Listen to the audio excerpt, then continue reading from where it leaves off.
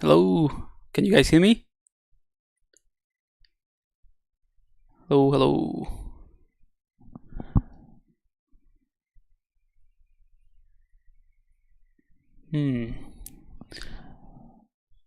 All right, I think we are live. Sounds fine, great. All right, all good, we're back. Cool. All right, how's everyone going? Did you miss me last week? Yeah, it's a funny story. We have because of the place that we live in, we have a 4G connection to the internet, so it's not like unlimited. And between the meetings that I've been having in Zoom and my partner's meetings at work, that she works at home as well, we sort of like capped the quota of the internet, so I didn't have any internet to go on to go live last week until today. So that's the truth of what happened. All right, so I'm just setting things up in terms of reference, and before we get started, we have a few people here already. I don't know if you're part of my email list, you should have got an email where I send a sneak peek of this guy that you can see here, and this is something that I've been working on with the release of ZBrush 2021, and it's going to be an introductory series to dynamics and some of the features in the new ZBrush. I'm going to be covering some of those things today, I hope as well. But anyway, this is going to be a free series that I'm going to release hopefully somewhere this week. I don't have the calendar with me, but anyway, it should be coming this week, and it's basically covering all of the wrinkle effects, the horns, the hoodie, that cape, that sort of thing is going to be part of that series. And the effort, or what I'm trying to focus on, is more on the workflows rather than every single detailed explanation of what the new features are. Because if you go to the ZBrush to the Pixologic website, they have done a great job documenting everything that is new and with examples and everything, so there's no need to double up, and that's kind of like what I was doing for the previous versions, like a reading document of the new stuff. So now I'm gonna be focusing more on the workflows and just trying to give you guys different ways to use the new features, and that's what I want to do today as well. But hang on. All right, so but what I was sort of like hoping is that I'm going to start working on sketching and creating a creature probably. But if you guys have any questions along the way, or specific questions about the new features, that's what I'm hoping to sort of cover at this point. Yeah, other than that, yeah, feel free to put your comments or your questions in the chat, and I'll start just freely sketching a new creature here, and I'll mention some of the new process that I found useful, and also basically how I'm taking or how I'm viewing the new additions and how they fit within my workflow, which I think is pretty cool. All right, cool. Saludos desde España. Hola Rafael. Saludos. Excellent. All right. So I have the same UI. I just updated it. Let me see. I think I haven't done anything new to my UI, to be honest. I did some tweak. Oh, you know what? I did some tweaks when I was doing the beta. So let me just bring in my custom palette. So I have this custom palette here that I created from previous versions. You probably have seen it before, but some of the new things that I added. One second. Some of the new things that I added, you won't be able to see them there. All right. So again, this depends on your workflow. I only update my UI and I only add things that I consider that are useful for me in my workflow. So the new things, you'll see this retopology retopology brush that I added. It's just one of the custom brushes. This section is dedicated to my own brushes. I just have 4, and now I have this retopology brush, and I'll get to that. I'll show you how to create your own retopology brush, which is pretty cool. What else? This simulation iteration is also new, and that allows me to convert any brush that I want into a dynamic brush, or brush that uses dynamics for clothing, or anything that has dynamics. And I guess that's one of the main things that I want to sort of talk about today, is just that when you see the demos and when you see dynamics and everything, kind of like your first thought might be to, oh great, we can do clothing in ZBrush, but that's just like a very, very small percentage of what you can do with it. And that's what I want to try to do. Just if anything, just try to do anything that has no cloth. So something that shows that the potential of the dynamics without the clothing. So that's why I have this one here, because I can just change any brush that I want into a dynamic brush. And these things as well, yeah, you can still see them. So the stroke jitter and the brush imperfections, these are basically new additions to the stroke palette, and they're really cool, especially when you're detailing on where you're sketching. The stroke jitter is just gonna move the alpha of the brush like randomly, and the imperfection is just going to add noise, so you can balance those two out, and you can create very, very cool stuff just with the standard brushes. Hopefully we'll get to that, but I think other than that I don't have anything new. So if you've been following some of the my ZBrush lives, you probably recognize this palette. So I just added a few things and a couple more things in this other palette. So one palette is my brushes and everything that has to do with brushes. The other palette is kind of like editing mesh and things like that. So I have added to this one here. So this is a macro, create instant subtool. It's super cool.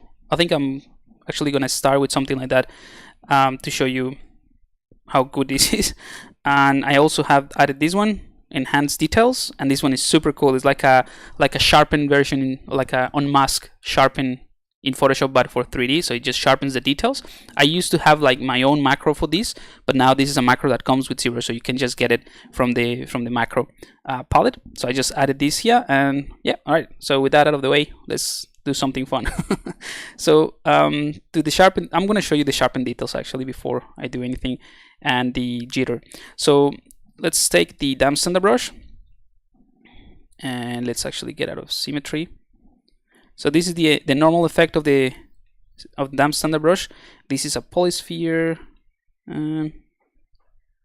Yeah, I think it was a Dynamesh sphere, and I just added a few subdivisions. Anyway, so this is the standard behavior of the damp standard brush. But then if I go ahead and take, let's say, the stroke jitter to 1, so this is going to be pretty intense. This is going to move that alpha, so all of these dots. So this is a really cool way to add subtle details to, I don't know, like bumps or things like that for skin. And where do I have it? Yeah. So this is the alpha that the damp standard brush is using. So ZBrush is jittering that along the stroke, and it's very similar if you're familiar with things like that in Photoshop. But it's great to have them in ZBrush now. So if I take this to 0 and then the brush imperfection, that's just going to add some noise as well, which is super cool. And you can also, let's do half roughly. So you can add that jittering and the imperfection as well. So with just 2 sliders, you can get a whole bunch of different effects, and that is not even changing anything with the alpha. So anything with the for example, the stroke, the modifiers, I'm still using the dots, but you can change it to spray, and that's going to be even more obvious, right? So you can just get a very detailed surface, I don't know, for some kind of creature skin very quickly, just by changing the alpha and tweaking that jittering. And this is a global setting, I believe. Let me reset that brush. So it will be applied for any brush that you use. All right, so that was kind of like the jitter brush. Let me show you Now let's just start sculpting something cool, and then we can get with dynamics. All right. So now what I have is just a Dynamesh object. I'm gonna go into symmetry, and I'm gonna bring in my move brush with Aki curve. So this essential this first part would be pretty straightforward, to be honest. I've been trying to also kind of like sketch with dynamics, which is super cool as well. And yeah, I can show you some of that in just a second.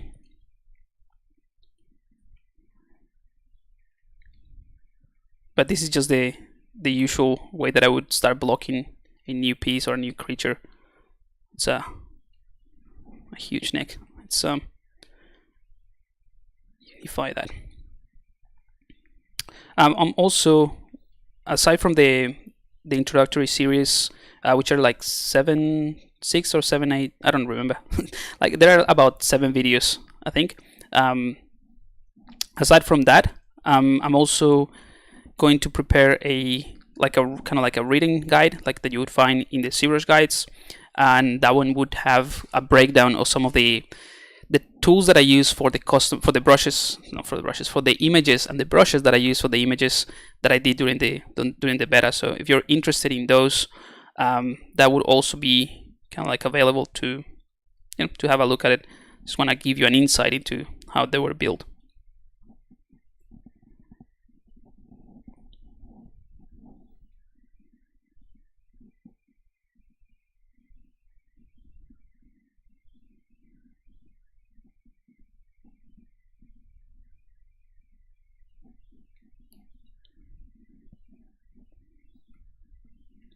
All right, I think that as a base could work.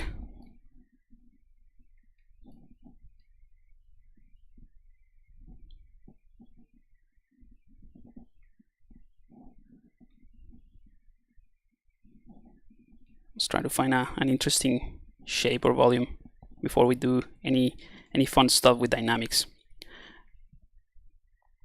And I guess that's what I was intending to do, and what I wanted to focus on today's live session is if you guys have any questions about the new features and how I use them, but mostly what I want to do is give you some ideas on how I'm using the new features in the current workflow. So yeah, you can create cloth, you can create all of those interesting things that previously were a little bit harder to maybe simulate, obviously, in ZBrush, but it's just another tool to the pretty impressive set of tools that ZBrush has, right?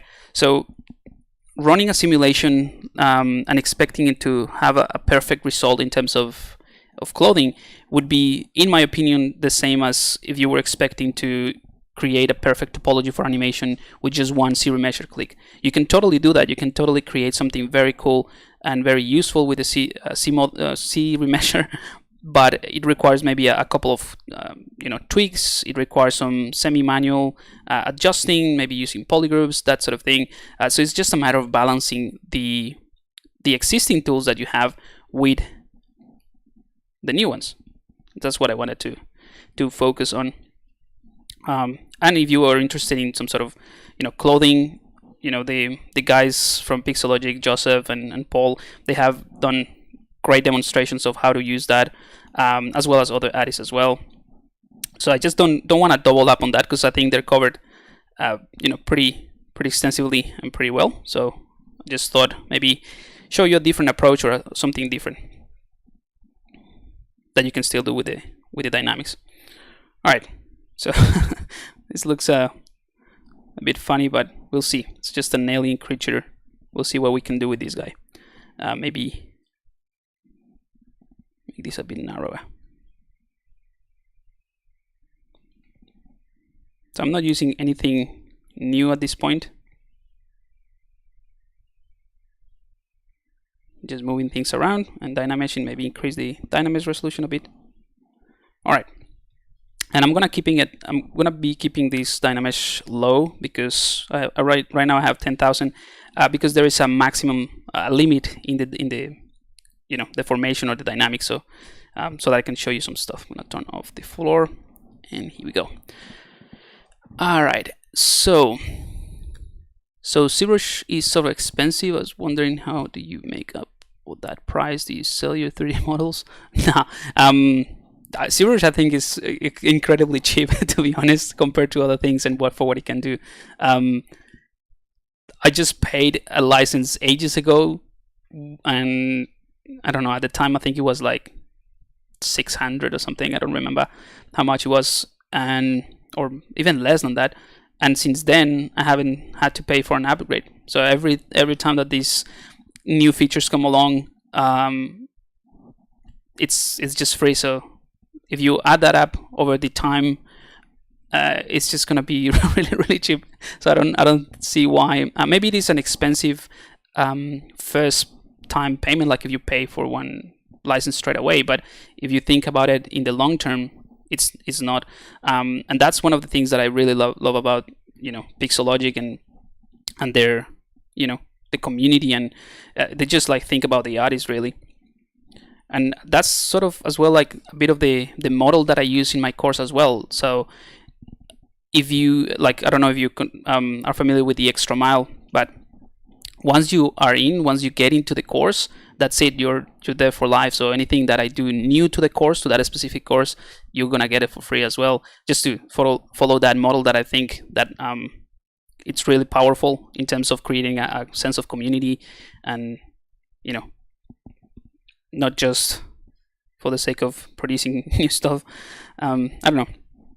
To me, I think it's really cheap if you think it about the long term. But yeah, it might be a first, like a one-time payment investment, might be from some people might be not as easy. But if you think about what it gives you and what you can do with it in the long run, I think it is really cheap. Do you think the new features are going to replace Marvel's Designer? I don't see that as that's the thing, right? I don't see these new features as a replacement of Marvel's Designer, right? It's like if you use something like Topogon or something like Maya retopology or something like that, and ZBrush comes up with these really awesome tools like the ZRemesher, the new Z modeler with the new tricks that you can do to do retopology in ZBrush, or using the Z-spheres, and then you think, okay, is this a replacement for something else? Well, it could be, right? It could be, depending on how you use it, and ultimately ZBrush is just a tool, a really cool tool, but it's just a tool. So if it does what you want it to do, and you manage to work it in or put it within your workflow, yes, absolutely, it could be a replacement. But if that's not what you're aiming for, and that's you want a perfect simulation of clothing that you don't have to do anything after it is modeled and you can move the character, it might not be the case. So just to give you an idea and to put things into perspective, right? In Marvel's Designer, you would have to create a mesh, simulate it, and then you can edit that mesh, but it's gonna be harder. Whereas, if you, let's just take this guy, and I'm gonna make a mask. So I'm gonna mask this area, maybe mask this area just for the sake of demonstration, right? And this is just Dynamesh, right? And I'm gonna bring in, actually you won't be able to see that, so let's just put it on the right hand side, right? Bring dynamics, and I'm just gonna run simulation. That's it. Right? And this is a Dynamesh object. Maybe that was a little bit too much. Let's undo that. Let's turn the gravity intensity down a bit. Right? So this is a Dynamesh object. If you're trying to think about the new tools as replacement of other tools, it's going to be hard to achieve the same result that you'll find somewhere else. And I think that's one of the key things about thinking about the new features.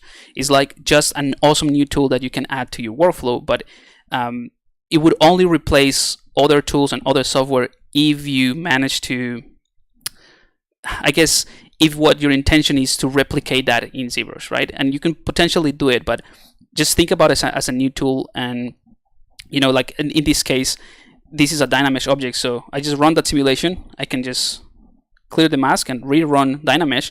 So I just updated that Dynamesh object, or I can do it with a slightly more resolution, right?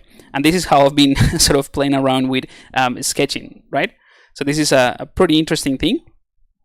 We can, you know, go back to the tools, maybe smooth this out, move things around. But it's just that idea of combining what we already have in ZBrush with the new features. So let's say we can mask this for this neck muscle, and this time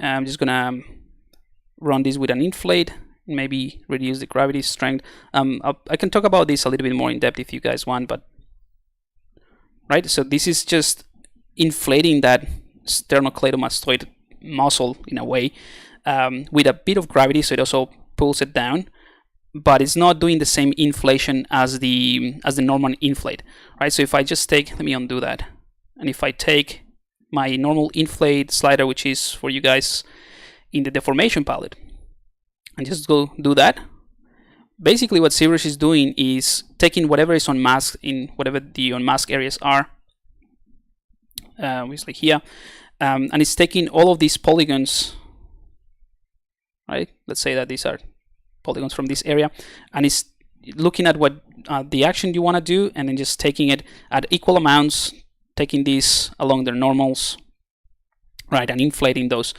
Whereas with the new dynamics, if you do an inflate with that, it is also reacting to the properties of that dynamic. So it's going to pull part of the, so let me undo that. It's going to pull part of the other parts of the mesh and creating some wrinkles when there is tension.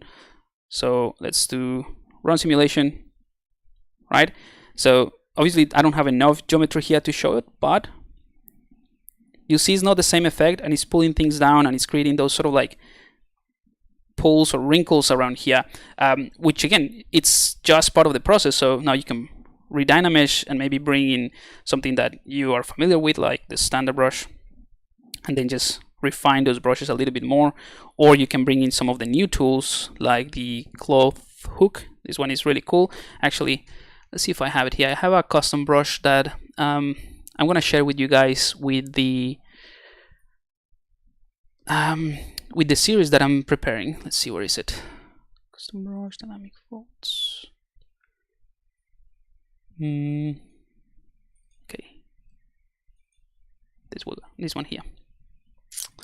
So this is a brush that I made based on the, where is it? Based on this cloth notch. So I just tweaked a few settings, but it allows you to sort of like push things like so. Maybe this one is it works better when you have a lot more resolution. So let's just use the standard. Oh, actually, it would work.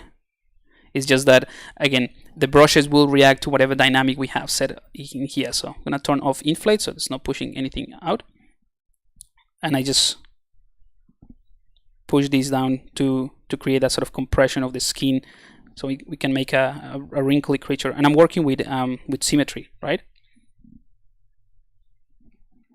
And again, this is just blocking is Dynamesh, so you don't have to have a clean mesh to work with this. It's just, again, using the tools that you already have at your disposal in ZBrush. And I think that's one of the most powerful things about this new update, right?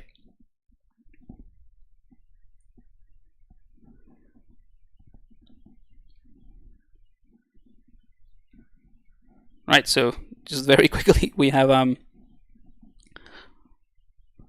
something going as a starting point that we can continue playing with. Let's see, maybe we can put the eyes in there. I have another brush that I will also be sharing. It's called the pressure dent, and what this one does is just basically creates a dent, like a pressure point, but obviously with dynamics. So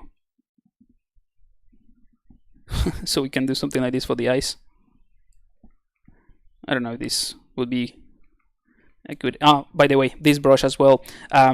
If you press once, it will just do this, right? It creates that dent, and then if you press again, it will bring it back, and then if you press back, it will push it, and then press it back. So it's like back and forth. So you can create interesting things with this. I don't know. This is just something that I found during the beta, and I built it when I was testing the features, and I kind of like it. And I thought, yeah, I will just share it and see if you guys find it useful.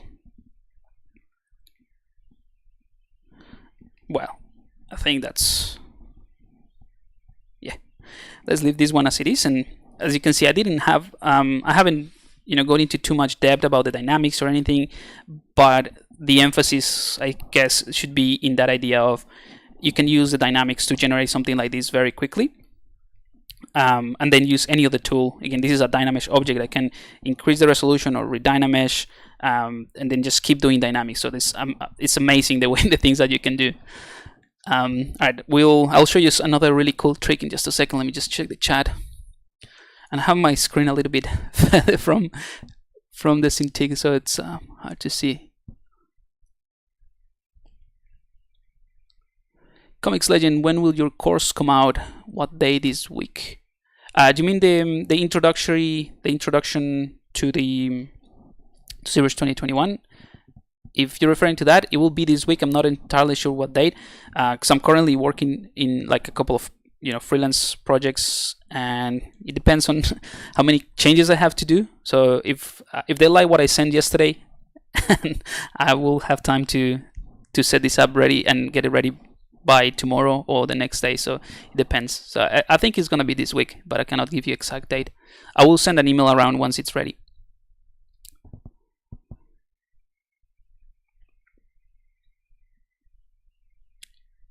Hey Crosses, what's up, man?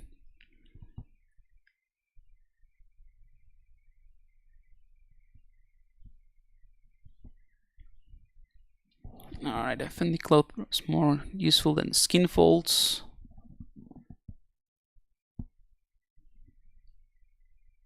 Cool. Hey, said it because you already got the skin brushes? Yep. So if you're part of my email list, I already sent those brushes around. So that's great. Hope that you find it useful.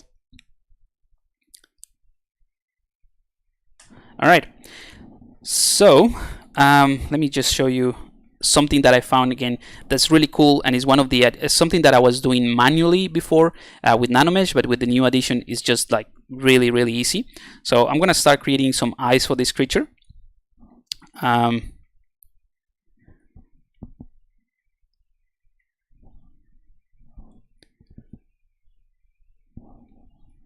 So yeah, let's just go ahead and append a sphere. And I'm gonna turn perspective off, bring the gizmo.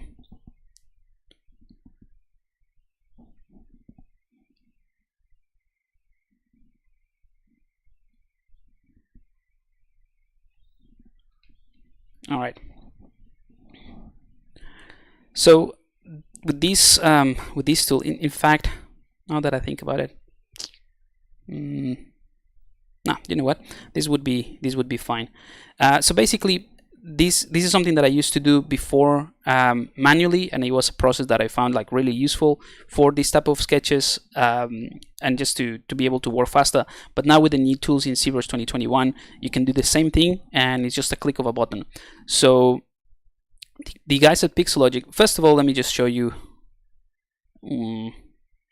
Well, there's a couple of things. So in the Nanomesh palette, so right now I don't have any Nanomesh brush selectors or anything like that, so that's why this is grayed out.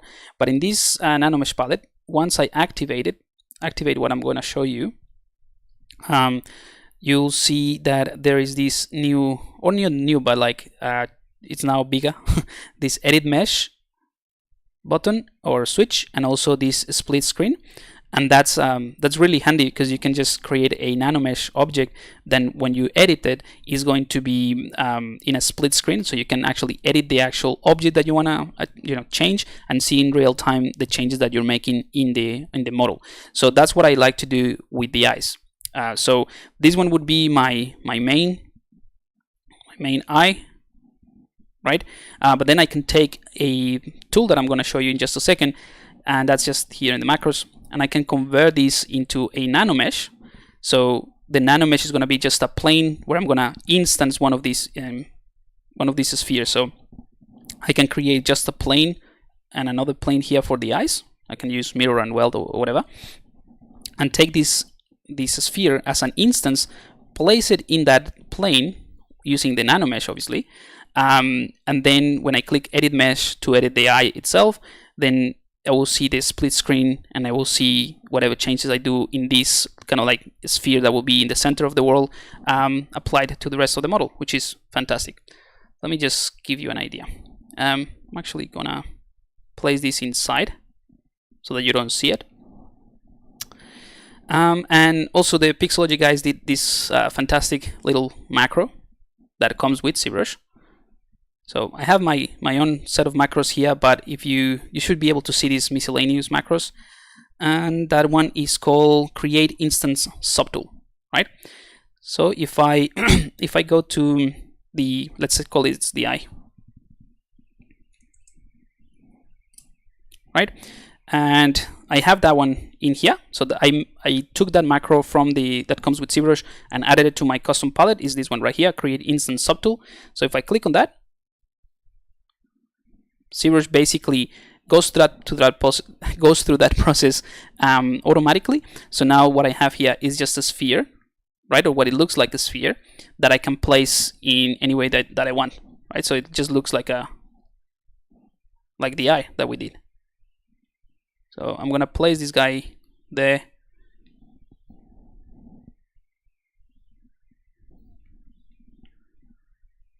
Maybe a bigger eye, and then we adjust the rest around it.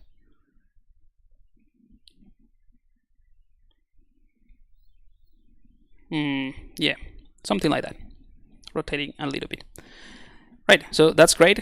Now I have that eye, and the reason I do it this way, and instead of just moving one of the spheres and then duplicating, it's because now I can take advantage of the Nanomesh. So with this duplicate, you'll realize that now Nanomesh is enabled, and this is just an instance of that original sphere that we put inside the creature here. So that means that I can toggle this off, so the show instance, and that, sorry, not that one, show placement, and that one, if I go into solo mode, it shows that plane, right? So it shows the plane that ZBrush is using to take the sphere or whatever object you want and place it into that plane. So there's tons of uses for this. I'm going to be covering this as well with a different approach in the series that is coming up.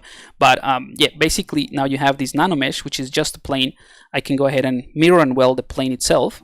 So I just have two instances of the same Nanomesh, right? Because this is just a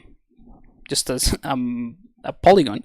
So I can mirror and weld it, get out of solo mode, toggle this show placement off, and now this is just a sphere, right? But it's just an instance of the sphere that we put inside the character. So I can now click on edit mesh, and I have this split screen, right? And you can just change the slider to see where you want to place the screen and all that, but let's keep it simple. Let's toggle this off, and again, this is the original Nanomesh, right? This is the original sphere that we put in here, right? So it's somewhere around there inside the creature, right? So this is the original, and that's what we're editing. And then you have the other instances, which are gonna be, you know, updated as I change this. So now I can take, let's take the damn standard brush. Actually, I'm gonna take this and I'm gonna Dynamesh it. So now this is a Dynamesh object and it's still an instance, and I can do this like this, and you'll see what's happening. I'm gonna have to rotate this around, but again, that's not a big deal. We can do, you know, tweak the things from the Nanomesh. So let's do that. Set this to 0.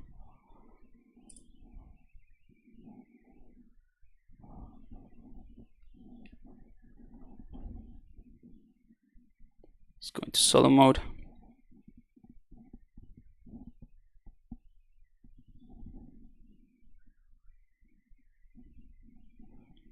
go. Let's go ahead and edit. Where am I? Edit. Right.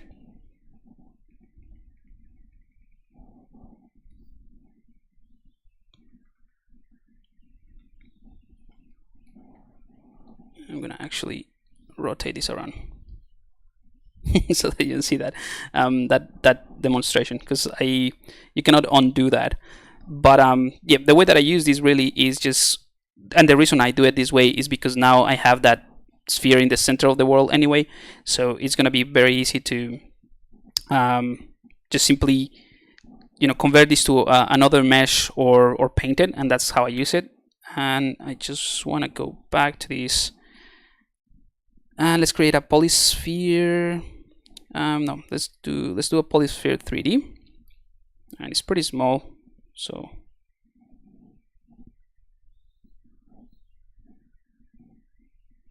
actually, you know what, let's just keep it simple. You can change it like I showed you. Now this is a Dynamesh object, but let's keep it simple. So I'm going to activate symmetry, and I'm going to activate radial symmetry in the z-axis.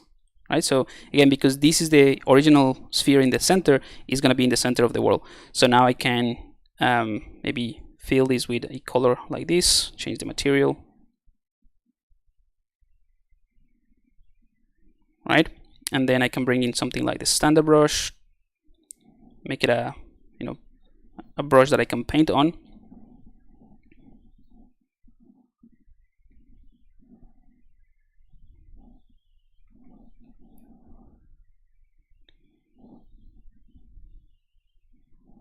And in theory that should work,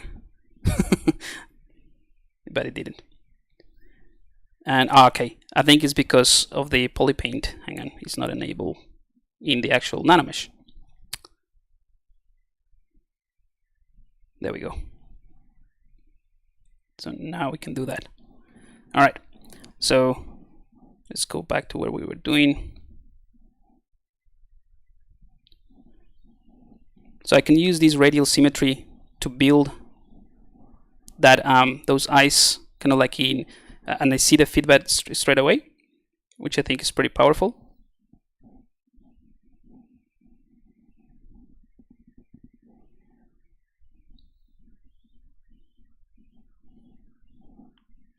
Let's do a few more things like this.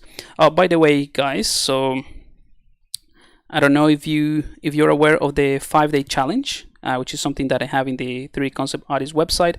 That challenge is basically a 5-day challenge, and it's for beginners. But one of the things that I don't know, I noticed recently is that there were some comments that there was a part of the 5-day challenge missing. So if you've done that before and you missed that, I updated that a few months ago. Updated the day number 4 with a little snippet, a little bonus video of the building of the eyes. I just remember while I was doing this, and it's just part of that update. But if you already finished that and if you already completed, yeah, you probably missed that. So if you're interested in redoing it, just go back to the link I sent for video number 4. And if you don't know what I'm talking about, you can just go to the 3D Concept Artist website and it's in there. All right, I'm gonna do, let's go for something like this.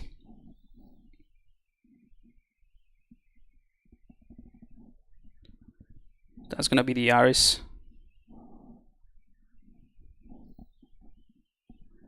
And maybe I'm just gonna increase the radial count so that I can have a, maybe to 32, so that I can have a very precise rounded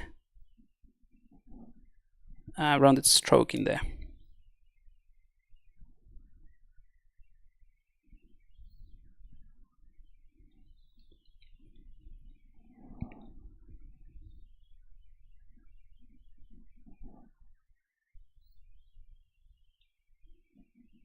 All right, so that's yeah, that's just another use for the new tools that I personally find really useful.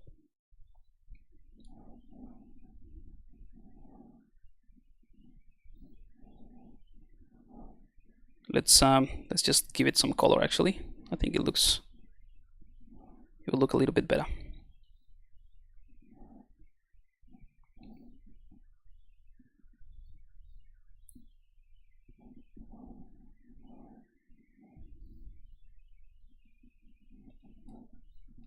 Alright, I'm gonna get out of the symmetry now, and I'm gonna select this color and then just fake a bit of the shadow here over the eye of the iris,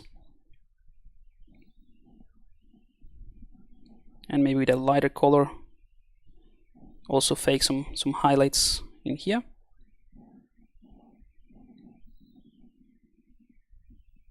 You see that it's like rotated, so that's the type of thing that we need to tweak.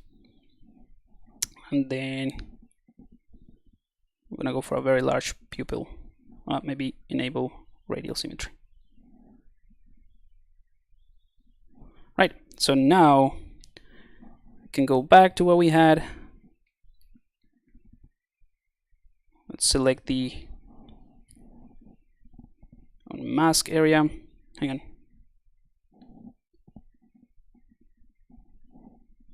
Go to mask area. There we go. And hang on. I think it's gonna be easier for you guys to see if I just show placement and toggle polyframe. All right. So you see that there I rotated one without the other one. So I can actually just maybe hide one, right? Delete hidden. And then I can just work on this guy, maybe just rotating it. Oops. Just using the Nanomesh, right? So rotate that. So I'm essentially rotating the instance on that plane, but the plane is in the same spot, right?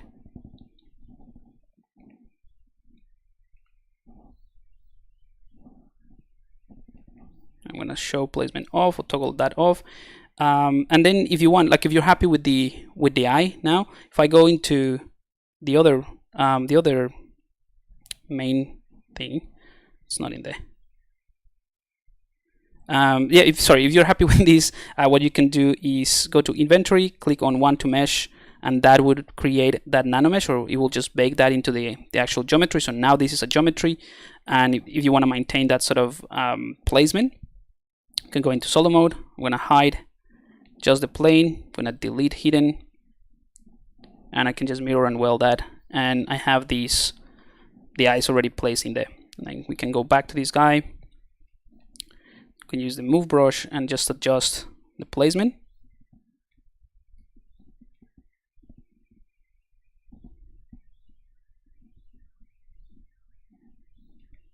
Right, some sort of ET creature.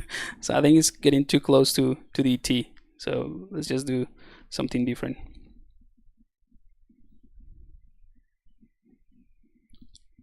We can bring in something like the slice, not the slice, the slide or the cloth notch. Again, I'm gonna re-Dynamesh this, maybe with a higher resolution, keeping an eye on the actual resolution, maybe a bit more than that. So 87,000 polygons, still pretty decent. And I'm gonna use this to push some wrinkles around the eyes, like that.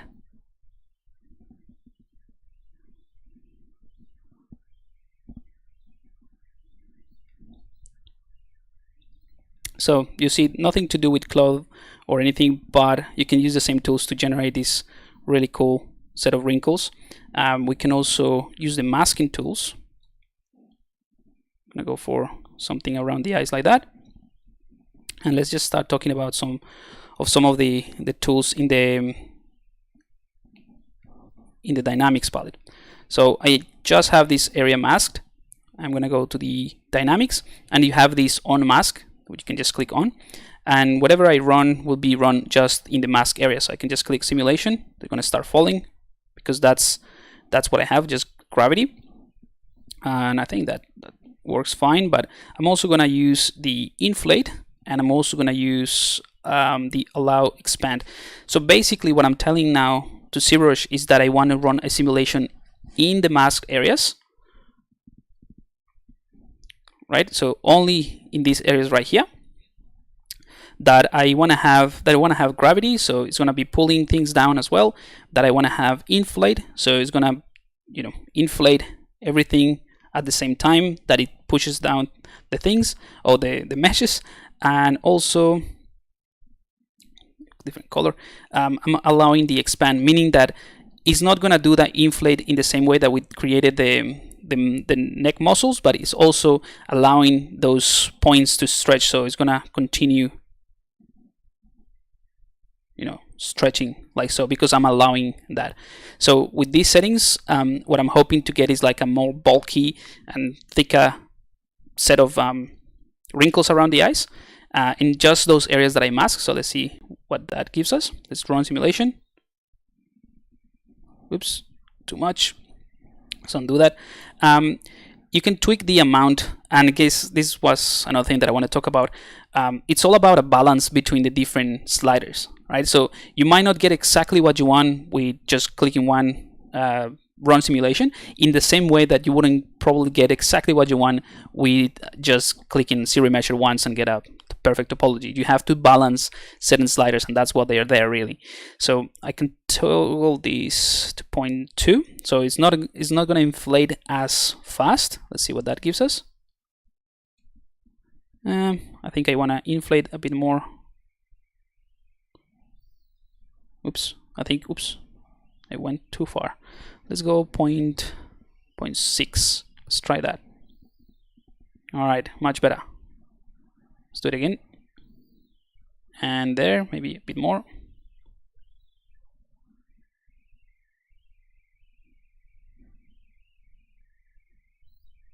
Yeah, I think we can work with that. Yeah, but you see, it is just being applied to this mask area, and it's pulling the rest of the mesh, right? And again, this is just a Dynamesh, so we can re-Dynamesh now that we have those indications and those wrinkles. Or before we do that, we can just do a quick smoothing. Now we can re-Dynamesh, and then we can bring in the cloth hook. And this is just based on the snake hook brush, so it's kind of like a move brush, but it pulls things as well, so it has dynamic. Now remember that these dynamic, they're basically the settings on the dynamic palette affect the behavior of the brushes. So I've just been pulling at the same time that I inflate, so it might not be a great idea. And I don't want to allow expand. Now it's gonna give me obviously a different result. All right, we can just re-Dynamesh that. But we have those, you know, nice wrinkles that we can sort of like use as a base to do, you know, the normal sculpting. So we can go with a clay brush, or let's just use something similar, and just starting defining this. So the way that I see it is not just about, it's not simulating. It is simulating, but it's not about, okay, I'm gonna go into ZBrush and now I'm gonna start simulating stuff, and that's gonna be the end of it, and then I'm gonna export a ready mesh or whatever. It is just another great tool that you have at your disposal, like the rest of the tools in ZBrush, right? But I think the power of these new additions is that you can use them in combination with existing tools and existing processes that you're already familiar with, and they're extremely powerful. So you can sculpt at the same time that you add this sort of dynamics, and that's going to create a much more interesting effect than if it's just like a perfect simulation, which you can achieve as well. It's just a lot of back and forth.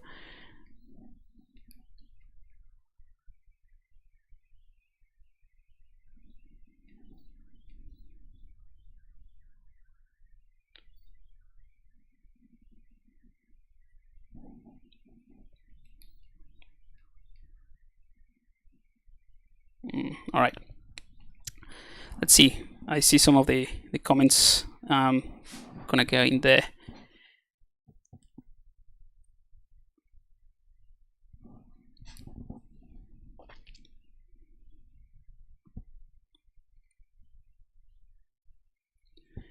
Can you work on the young characters from the pictures? Sorry, I'm not sure what you mean. It's the Nanomesh and array mesh? No, it's a Nanomesh. So a Nanomesh and Array Mesh are different features, different palettes and everything. Array Mesh is just to basically it's just an instance in a mesh in an array way. It's just in a I can explain it. Yeah, it's just a different thing. It's just in an array form. So it's gonna take something and it's gonna duplicate it or instance that based on an axis. So you can create repetitive patterns in that sort of way. The Nanomesh is more like a particle system, so you can scatter things a little bit more and that sort of thing. So, oops.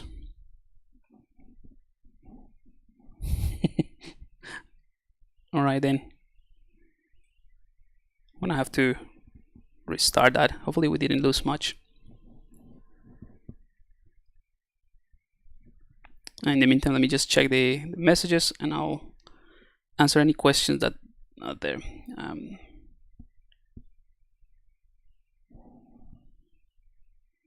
Oops, what happened?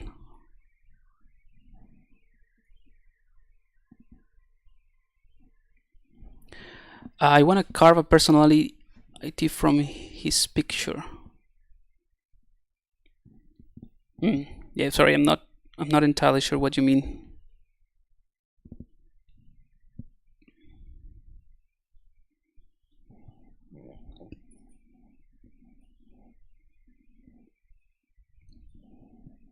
ZBrush project.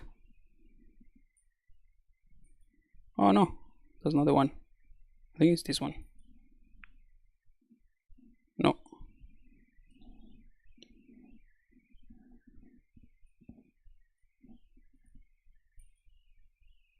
Here we go. Let's see. Is the 5-day challenge outdated with the new features? No, not really. I mean, it doesn't talk about the new features, obviously, but it's about it's about more of the core principles of how to approach sculpting in 3D rather than talking about specific features. So it doesn't really get outdated unless you switch to another workflow, which again, yeah, it's more about the core principles of like blocking and understanding form and silhouette and that sort of thing. So I don't think it's outdated.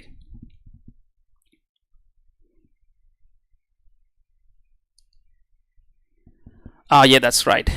Yeah, so Michael Pavlovich covered that as well. So again, that's what I'm saying. If you wanna go to specific features, probably Michael is the way to go. I'm just trying to build on that as well, and just provide hopefully some other workflows that you can use that are not necessarily the first thing that you might think of when you see some of these features, hopefully. And that's just to open your eyes to the possibilities of these really cool new additions to 2021.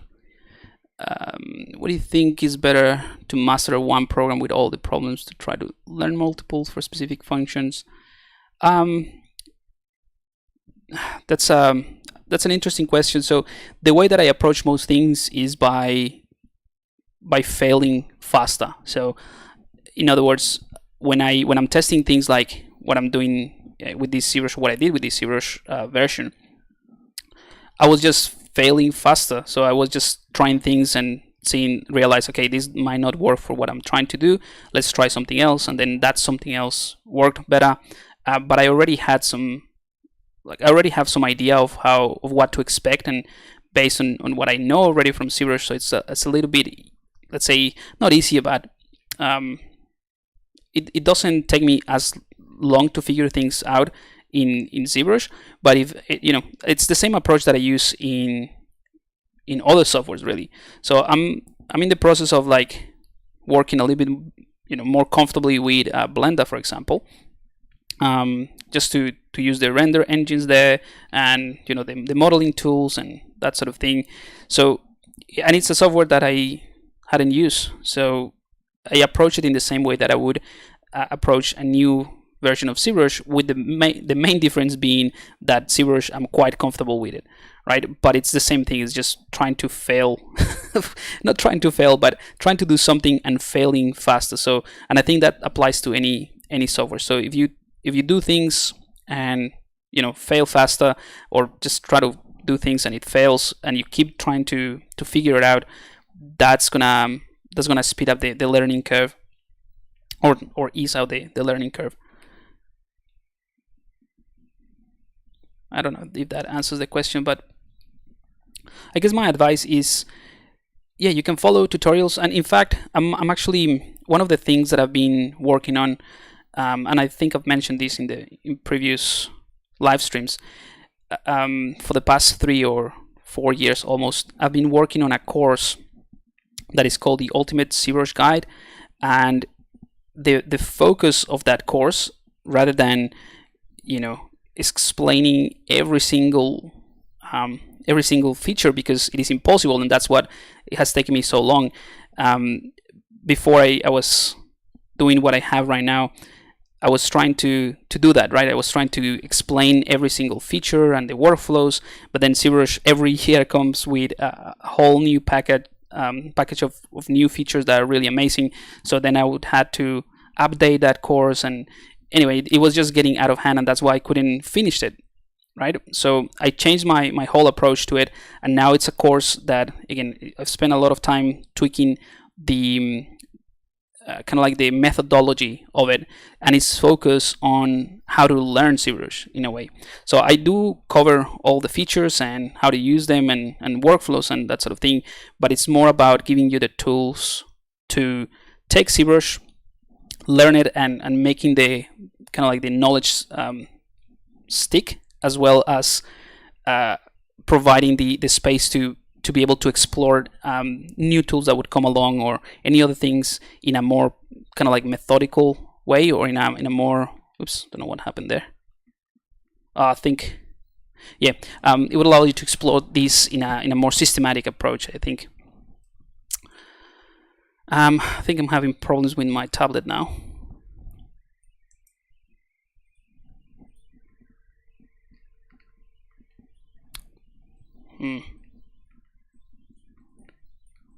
Okay, I'm gonna reset my Wacom tablet. Let's see, any other question about that?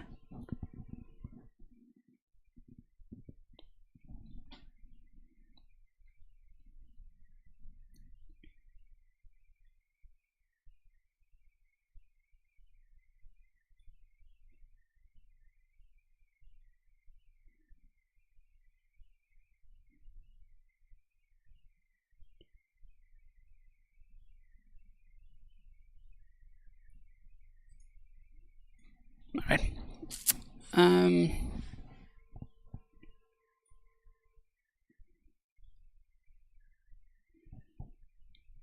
Can you mask off an area where it will be untouched by the simulation? Yeah, that's that would be the expected, you know, workflow, I guess.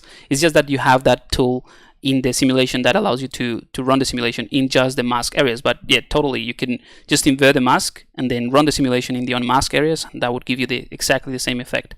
I'll show you the difference and why that is there, because it might not be as intuitive.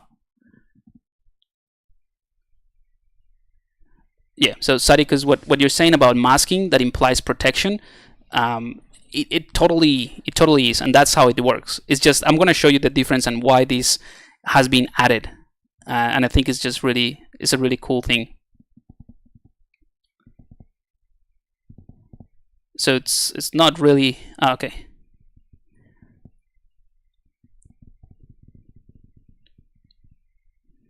Hey Pablo, what's the floating drawing palette thingy?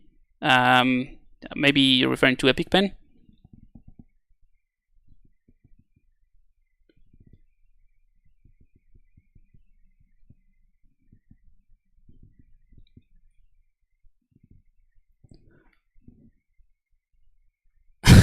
I'm having a hard time pronouncing Muñoz. Yeah, so I gave up a while ago, because you know, my surname, you actually pronounce it Muñoz, so it's, yes, closer to Muñoz, but you know, in Spanish we have the N with a little apostrophe thing on top, and that's Muñoz, that's the surname. But we also, hang on, yep, okay, we are back, I think. Cool. We also use the father's name, father's surname first, and then the mother's surname. So my full name is Pablo Muñoz Gómez. But in Australia, where I live, like all my legal documents and all that, they assume that second word is my middle name. So like part of my name. So they just type it Pablo Gómez instead of Muñoz Gómez. I'll always have to change that. And when I mention my surname for over the phone, I just say Muñoz. That's just gonna be easier, unfortunately. And oh no, I think my tablet. Yeah, it's one of those days.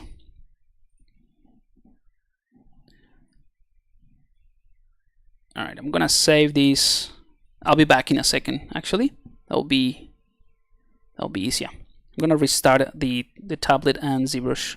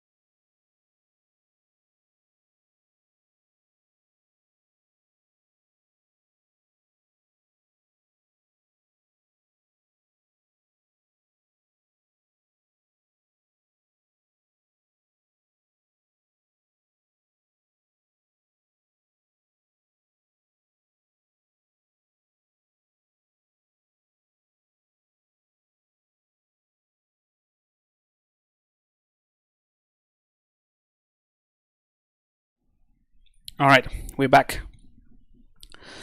So let's see. Let's talk about the dynamics and some of the questions that you guys had about this on mask.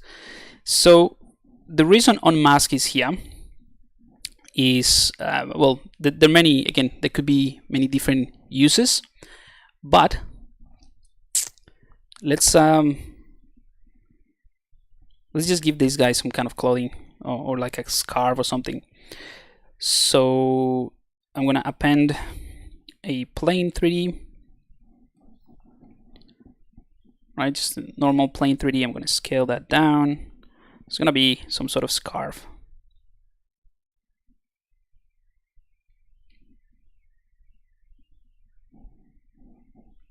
Right? So pretty straightforward. I'm gonna go ahead and remesh this, maybe with symmetry enable.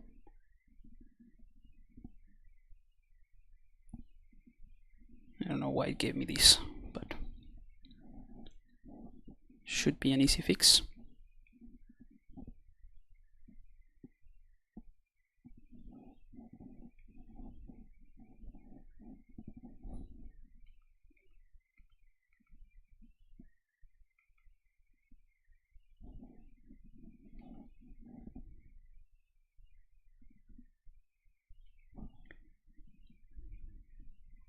I'm just trying to simplify this.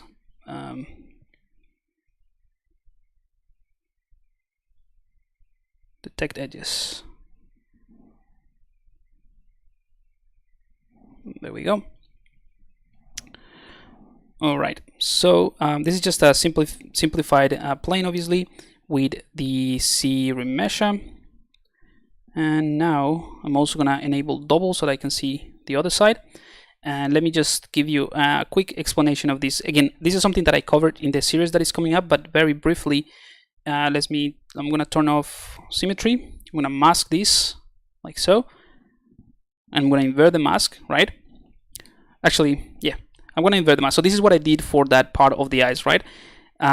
you have this mask area, so you can tell ZBrush actually run the simulation in the mask area by just clicking on this, and we can just click on simulation, and it's gonna fall.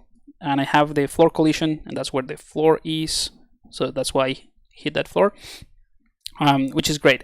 Obviously, the usual workflow and what you expect is, okay, I want to protect this area, so I'm gonna mask this, and I want to run the simulation on the rest. Like, can I do the same thing on this side? Maybe turn off the mask, the on mask, and run the simulation.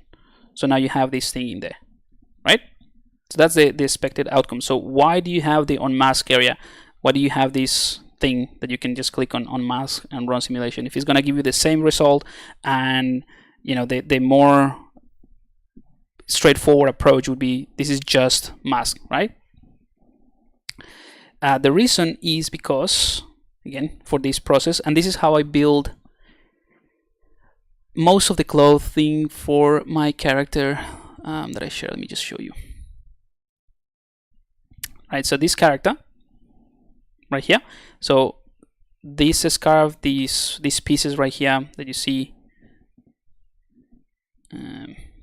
so all of these ones that are actually separate pieces. So this one, so that's one piece, right? And then you have the other piece that sort of wraps around itself in here and goes around at the back, and then sort of wraps back in there. So they are separate pieces, but they both started the same as the scarf. They started as planes, like I'm showing you right now, and then you wrap it around. And that is why I found the unmask area very, very useful.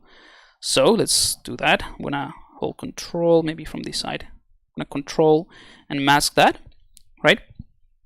So the reason this is here is because I can now invert a mask, right? And I can bring in the Gizmo 3D, and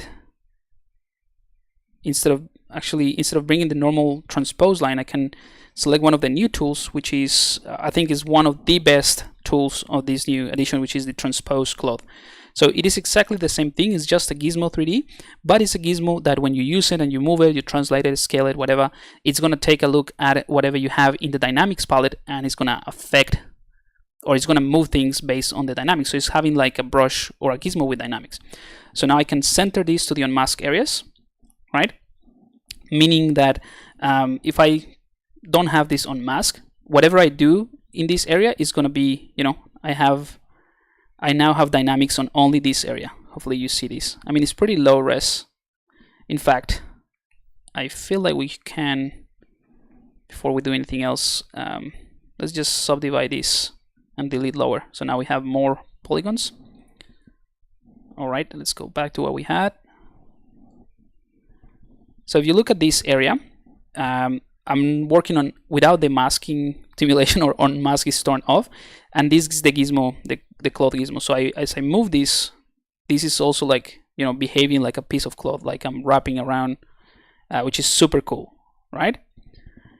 However, if I invert the mask, sorry, not invert the mask, if I turn on the on mask, what's going to happen now is that whatever I use from this point is not going to be, the dynamics is not going to be applied in this area that is on mask, but in the mask area. So I can just do this, right?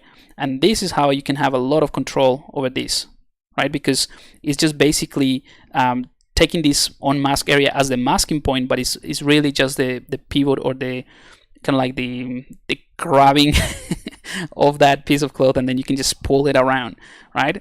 So I can take this now, and let's leave this one as it is. Have floor collision. I want to also create a self collision, so that basically this mesh ZBrush will try to avoid the collision over itself, which is super handy.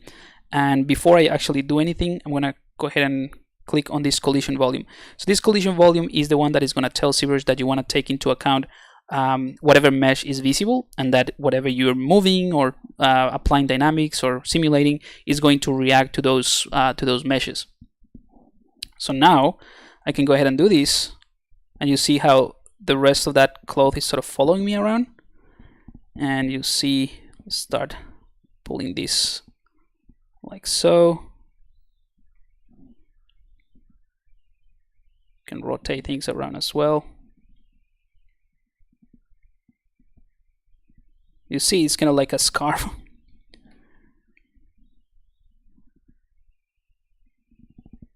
Right? So that's how I would approach it. Now you'll see that not everything is following, or there's a bit of this scarf that is, you have to pull it really hard to get to this point. That has to do with a few things. That has to do with the iterations. So ZBrush is trying to catch up with the movement with just this simulation and the firmness of the cloth. So if I undo that, I can increase that firmness, and it won't do much because of the iterations, but you see now it's a lot, it's a lot stronger.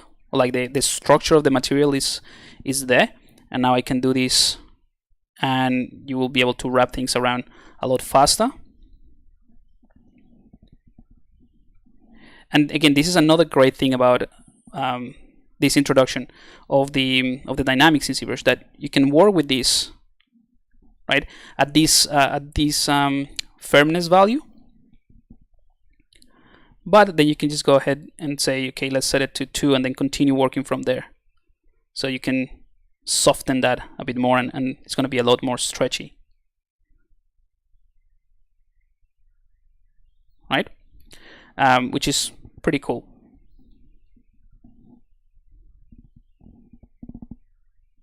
I'm just going to wrap this guy around.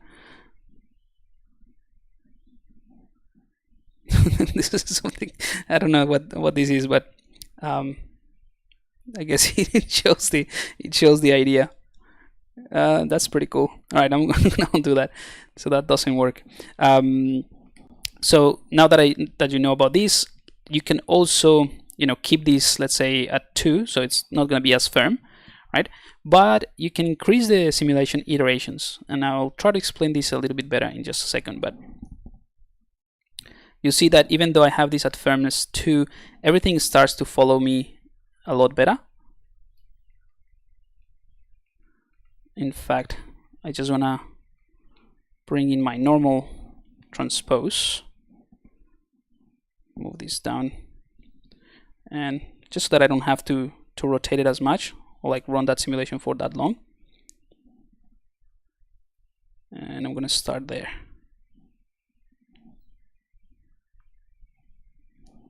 All right.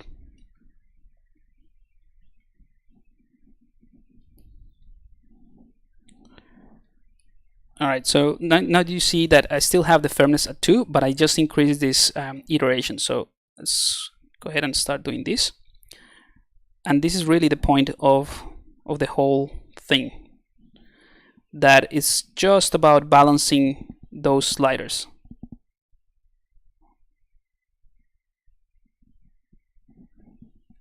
So I'm just wrapping around that scarf in the ways that you might have expected.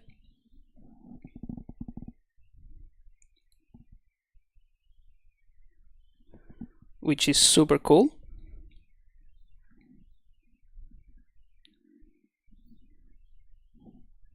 Right, I'm gonna try to keep pushing this. And I can achieve this, right? Because I tweaked this and I added more simulation. Again, I'm gonna try to explain this in just a second. I wanna kind of like wrap this and finish that there.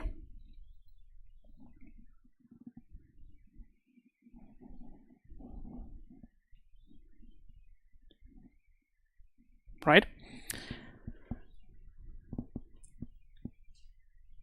What's the biggest iterations you've tried? Does it go to 11?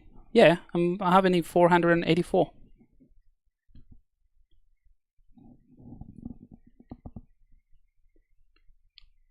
Can you pin part of the cloth to the... Yeah, pinning is the same as masking, really, in ZBrush. So I can just mask this part, for example. Actually, I can do it a bit more thoroughly than just masking. But yeah, you can mask. Let me fix this first. So what I'll do is I'm going to mask this area. And I'll show you a trick for that sort of pinning. So I'm going to mask this, but I'm going to grow that mask.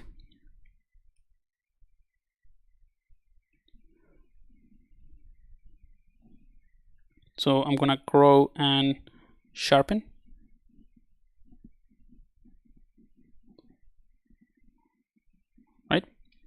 So basically only this area I can just invert now, and I'm gonna get rid of this on mask because now I want to run this simulation or whatever I do in this part, and now I can bring in something like the cloth hook, and the cloth hook again is going to look at whatever I have set up in here, the number of simulation, the firmness, and all of that, and it's going to react to that. So I can just push this like this. Right, so you can keep tweaking this, and so it's like pinning that together. Now you see that maybe here, or maybe from the bottom is going to be easier. So you'll see that there is a bit of a gap between the cloth that or that scarf that I did and the body. That distance is controlled by the inflate value here, which is kind of like a tolerance value. So it's called inflate, but it's kind of like, you can think about it as a tolerance between the new mesh that you are wrapping or adding into whatever mesh. So you can change these to be 0.5 or whatever, and then you will just push this closer to the mesh. But I'm not going to do that, because at this point what I can do also is add some thickness. But yeah, let me just finish with this, and then I can show you a bit more of that idea of pinning the cloth. Oops. Let's see. And I'm gonna shrink and sharpen. Oh, this is gonna take a while. Actually, let's do it a bit easier. I can bring in the C modeler, and I'm gonna right click on an edge, and I'm gonna click on polygroup it, or polygroups, and I'm just gonna add polygroup like this, and that's just so I can select it quickly. And yeah, let's do that first. So now I can hold Control and Shift, mask that point, invert that, and then I can now grow that masking, sharpen it. All right, so something like that. Now I can invert this, go back to my hook, and just sort this out. Just push that in.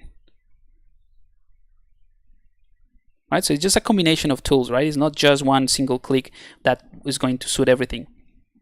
All right, maybe a little bit more actually. I want to hide it.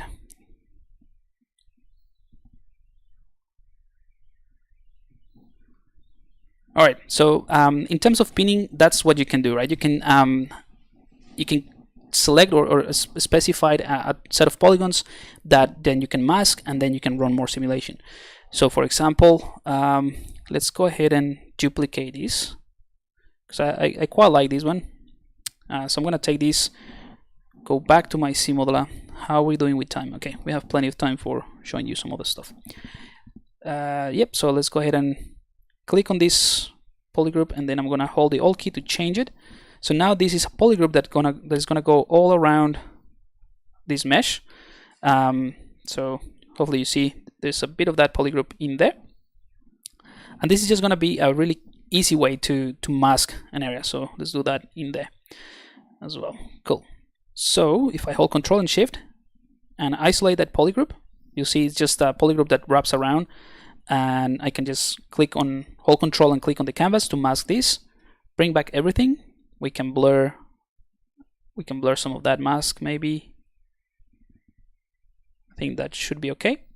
So basically, if I turn this off, what I have is just a mask border, that like the top border of that scarf is all masked because of the use of polygroups and selection.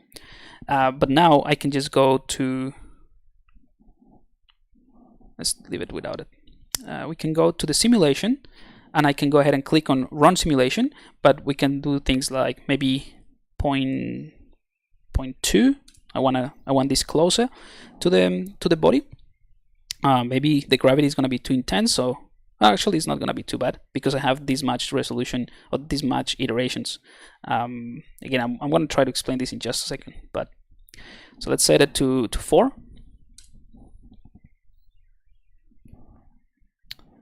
And let's go to the geometry, and this is another addition, right, that I haven't talked about, which is this dynamic subdivision. So sorry, not the dynamic subdivision, this has been here for a while, but if I enable it to smooth this out, I can also add thickness. So this part of the dynamic subdivision is being updated, and then you have the micro poly here as well, and it's super cool. So I can just go ahead and enable thickness, right? And this is also the reason why I didn't change that collision distance or that inflate distance, because you can add the thickness that you want, and then you can play with the offset. So I can set it to -100, and that basically tells ZBrush that you have, this is the surface of that scarf, so that's 0.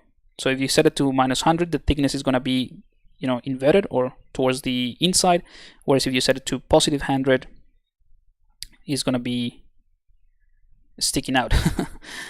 So basically,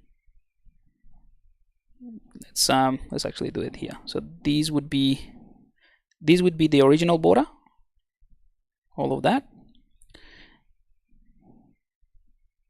This is negative and this is positive. So if right now it's at 100, set it to -100, you'll see it just shifts, and if I set it to 0, it's just right in the middle, right? So I can set it to -100 and then just play with the thickness, and that's just gonna get closer and closer to that border, or to the mesh. So it's up to you, really. All right, I'm gonna set it to 0. I'm gonna set it to 0 because, or actually, yeah, let's set it to 0 because I change the inflate, this sort of tolerance distance to 0.2. The other cool thing about this dynamic subdivision is, well, first, because it is just a preview, I can do all of these changes and it's not gonna affect my masking. And you can take this post subdivision smoothness, and ZBrush is going to basically add a it's going to apply the or preview the thickness, and then it's going to apply the subdivision. So right now, by default, it gives you those sharp edges, but you can just toggle this off, and now you have this very nice smooth, you know, thickness, and then you can control how smooth you want that to be, you know, independently from the smooth subdivision, which is what gives you that overall smoothness. And you can also use the segments. And the segments here are basically to add loops within that thickness. So I can add 3, and it's obviously going to sharpen things up. I think maybe, yeah, 1 is fine. Okay, so super useful things. And again, this is just a preview, so I can turn this off, and we're going to still work on this low subdivision or low res mesh. And what's even better is that we run the simulation based on this mesh, right? So we don't have to deal with intersecting pieces with the thickness or anything like that. That's just a preview, right? Yes, just dynamically being added. All right. So again, we still have that top polygroup masked and blurred a little bit. So now we can go ahead and let's run simulation. Let's see this and see what it gives us. Right, so it just sort of falls a little bit, but maybe I don't want to cover the face, right? Or I want to have 2 different sets. So that's what I was trying to show in terms of pinning, right? You can just mask whatever you want and then run the simulation based on that. So all of that area is pinned or masked, and I run the simulation, and now it's working like so, right? But if I remove the mask and I just run the simulation, it's just gonna fall and sort of like try to wrap around there. Well, in this case, I kind of like it, to be honest, but we can fix it a little bit. I can go ahead and maybe go to the C modeler, and I'm gonna give it a polygroup here, different color, so that I can select it better, and then give it a new one to here at the top. Okay, so I basically have 3 polygroups, one so that I can select the top area, and these ones, and the ones at the end. And you'll see that there is a polygroup in the inside and in the border. That's also a preview, but that comes from the dynamic subdivision. All right, so I'm going to select this one, mask it. So this is going to be pinning, right? And then I'm going to run the simulation on everything else. right? And so you're gonna get this effect. What you can also do is, and this is what I found like incredibly useful as part of the workflow, right? You can mix and match different things. So I'm gonna run the simulation, stop it there, maybe a bit more. Okay, now I'm gonna select this bead, mask it as well, and I'm gonna blur that mask. And now I have two pieces spinning in the middle of that simulation, and I'm gonna also run it again. Right? I think I blurred the mask too much, so let's just leave it as it is. Run the simulation. So now we have this one stay there. Obviously I did it for too long, but that gives you an idea. Now the gravity, and maybe at this point I can just talk about, yeah, I'm going to talk about a few other things in here, which are pretty important. So let's say right now the gravity is set at 4, and I have 400 in terms of the iteration. So if I reduce this to a value of 100 roughly, which is the default, and I run it again, you see there's a lot more stretching than what I did before, and all of these polygons, you can see they're kind of like now rectangular pieces, like they're stretching all of this. And that has to do with the balance between the amount of iterations that are happening while you simulate and the strength of the gravity. So you have to find a balance between these and also the firmness as well. And I guess these ones are the three main sliders that you sort of have to balance, because basically what you want to do is tell ZBrush, hey, I want to simulate the gravity at this strength, but you have to have enough of these iterations. So in iterations, you can think about it as like the accuracy or resolution of the simulation in a way, because it's like how many iterations happen while the simulation is happening.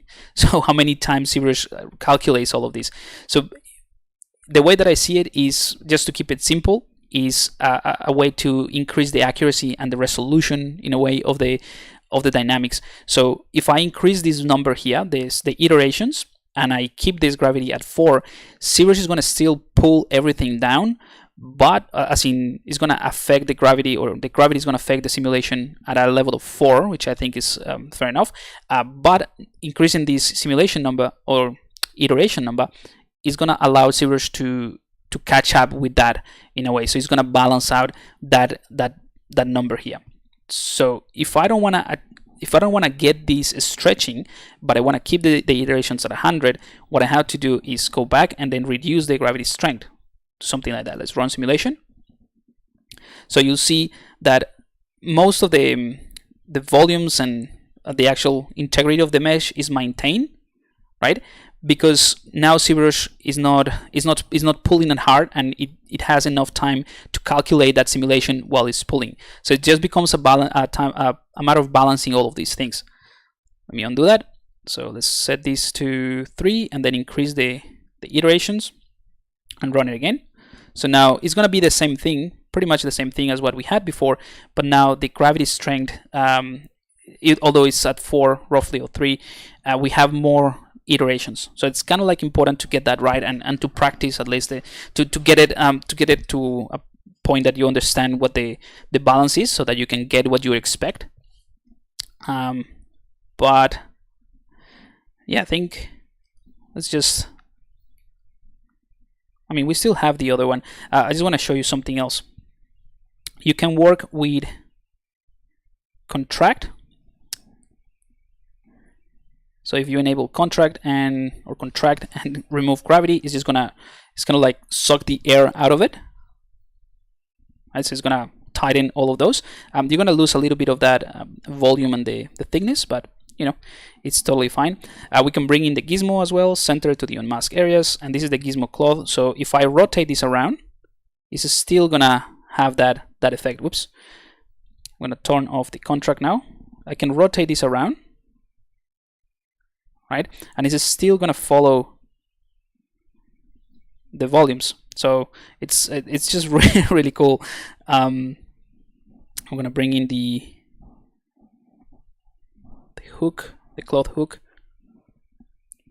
push that one up, Right, so that's another another scarf in a way. That's a little bit more baggy here.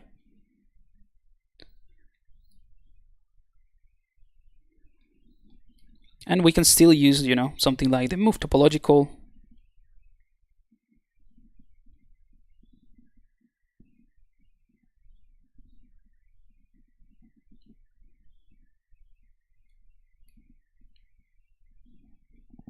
So in a way, just combining what the tools that we already know and we're familiar with that workflow. So it's a really cool and really handy tool. Let's go ahead and enable the other piece, and let's enable dynamic as well, and give it some thickness, something like that. And let's take this cloth hook brush, and I'm going to show you something else that is, I guess, apart from that gizmo thing and some other, I mean, everything is pretty cool, but this thing that I'm going to show you is probably one of the most useful things. So if I want to adjust this, that is maybe too far from the neck of this creature, and I do this, you see that everything that I do is kind of like propagated to the rest of the mesh. Maybe it's going to be easier or more obvious if I reduce the iterations again, so that when I do this, ZBrush has less time to catch up with it. Maybe firmness of 5 will be easier. A bit more. All right, so you see that as I move this and pull this, I'm actually affecting the entire mesh. So it's kind of like, let me just do something here that sort of helps to illustrate the idea of what I'm doing. So imagine that you have this plane, and then you put your cursor here with the size of your brush like this, and then you just move it, right, with this resolution or this iteration on the simulations and this firmness. When you move it, ZBrush is gonna, the effect is gonna be pretty strong in here, but depending on how many iterations you add, depending on the firmness of the piece and the mesh, all of this is going to be propagated to maybe at a lesser degree towards the other areas of the mesh. So that is what is happening right now. But that's why the Pixologic guys added this awesome tool called OnBrush, and again, this one is probably one of the most useful things when you're tweaking things. So if you were to do kind of like a step-by-step approach, I would say setting up the meshes, step 1, setting up or testing the simulation, step 2, step 3 would be running a simulation with those settings that kind of like work, and step 4 would be using this OnBrush to tweak those settings using dynamics, and it's fantastic. So what that means is, let's do it with a green color. So if you enable this OnBrush, maybe I shouldn't just just enable that. All right, so if OnBrushed is enabled, ZBrush is going to take into account the point where you start clicking, but it's going to fade the effect, so you don't have to worry about other parts of the mesh. So it's going to be concentrated. It's like having dynamics in a focalized area, in a very specific area, and then you can use this fade border, which in this case it acts kind of like a focal shift. So how much fading there is between the effect of the brush and whatever is around the mesh. So again, so this one is affecting everything, but now I can take OnBrush, and then in this case it is too hard, the firmness, and the brush is too big, but maybe let's reduce the firmness a bit.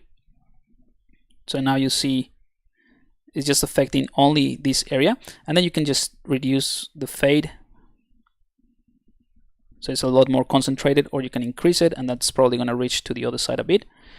So again, it's just a matter of playing around with these sliders, balancing them out, and you're ultimately going to get what you want. So oops, see this part here, this is another good point actually. Let's see, I'm going to pull this, I'm going to use the move brush, move topological, push this up.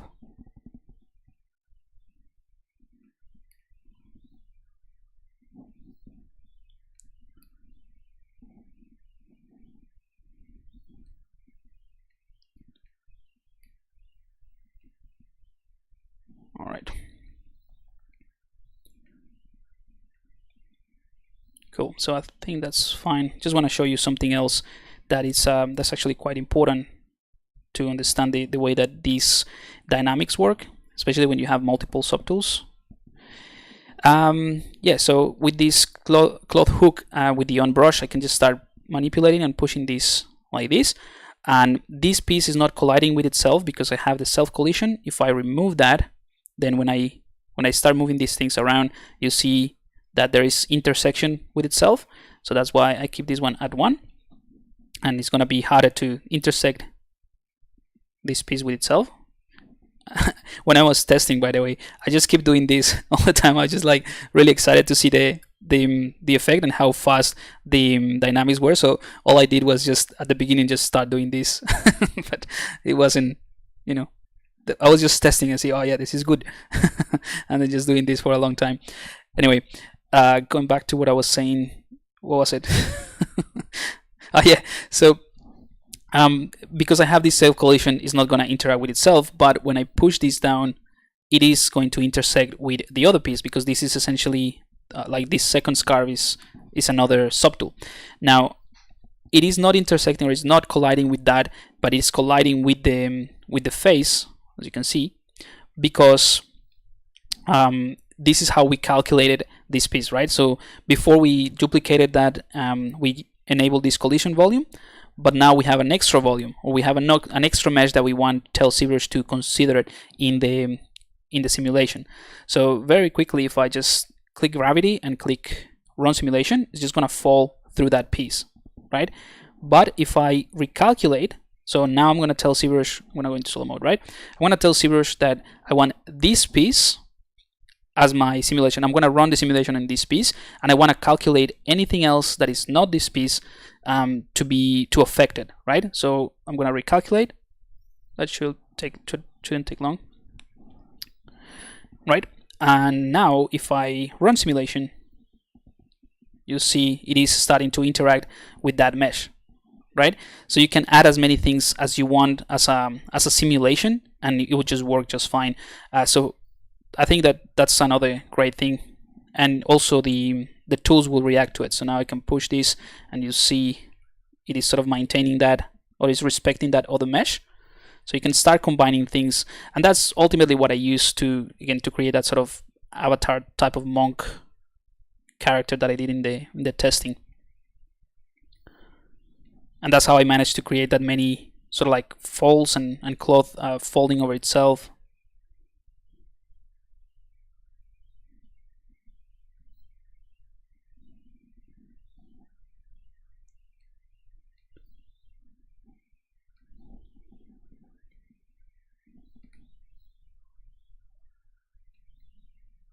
All right, cool. So another thing about this process is that you can switch and change the direction of the simulation. So if I set it to maybe an angle like this, roughly, right? So right now,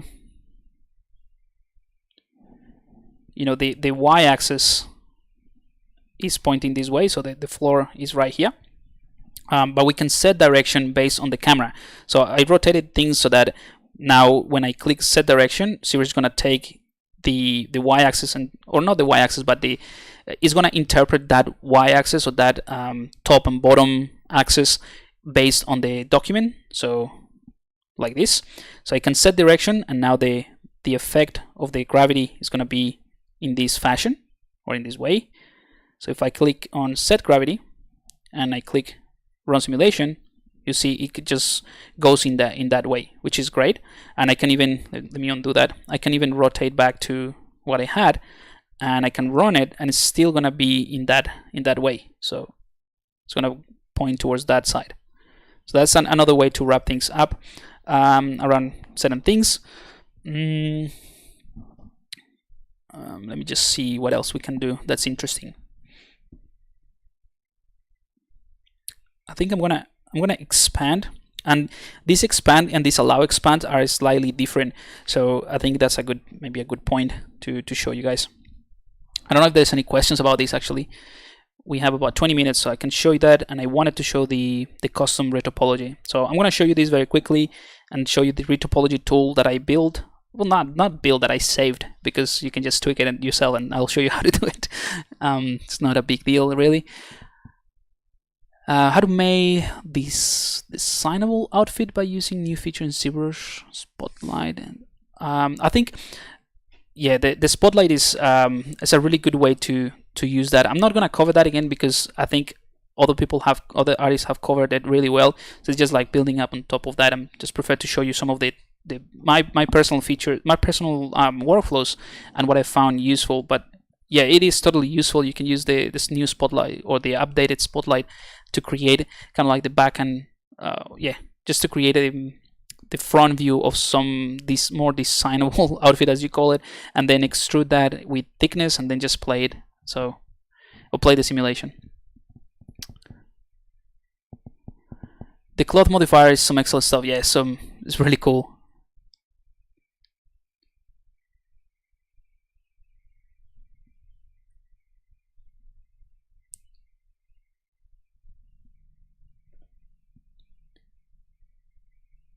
How much time take you to do this type of stuff?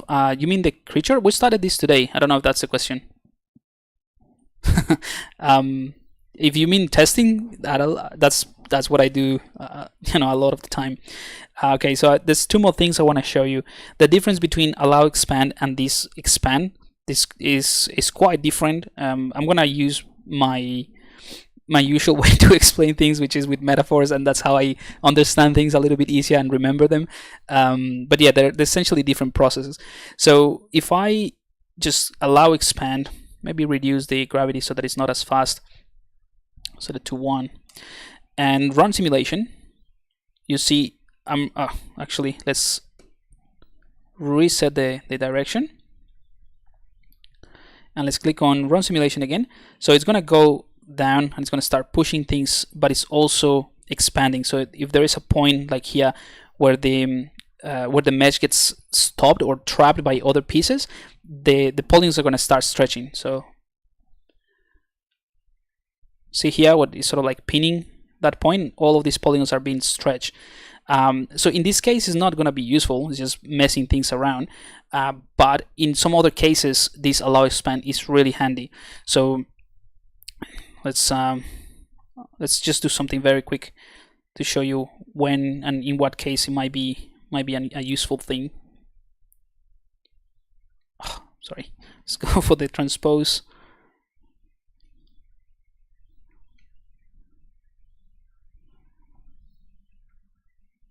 Let's go to dynamic, give it a bit of thickness.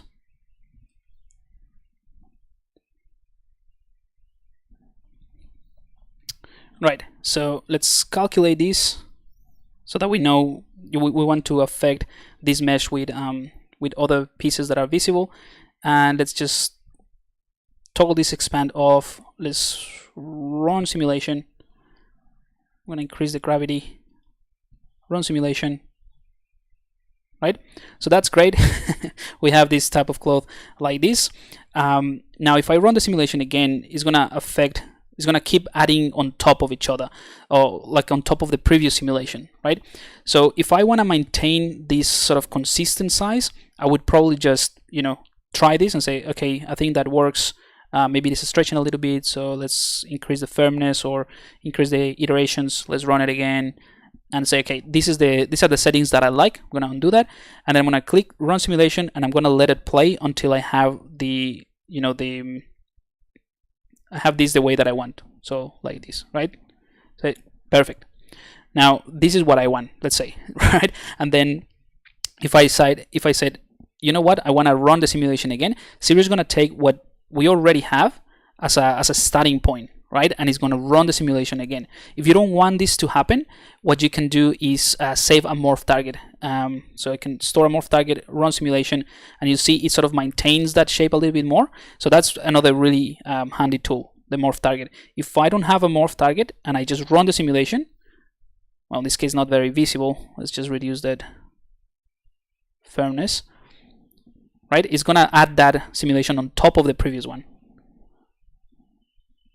So it's just a matter of playing around with these values. But again, that's not the point of what I was trying to say.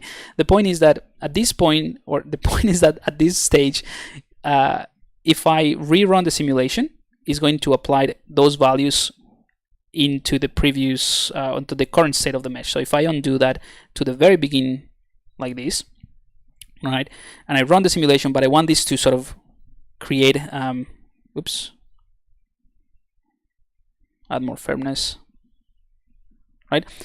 I want to create this, I want to have something like this, but I want it to expand a little bit more, and I don't want to have to rerun the simulation.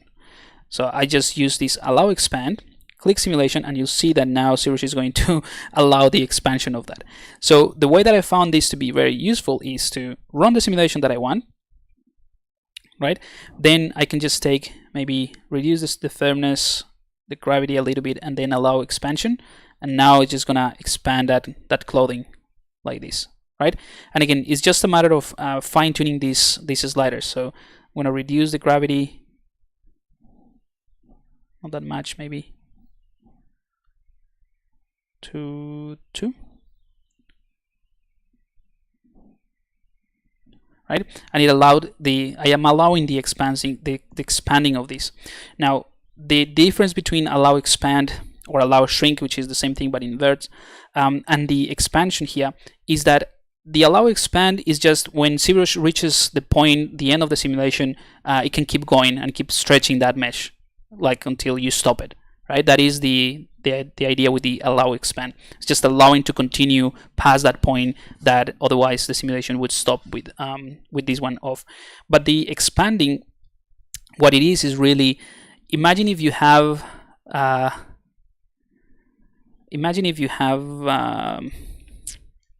let's say this plane. I will show you in practice what it is.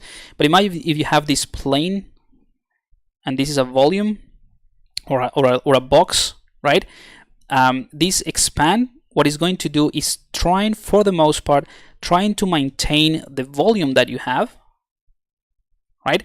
But it's going to add more material.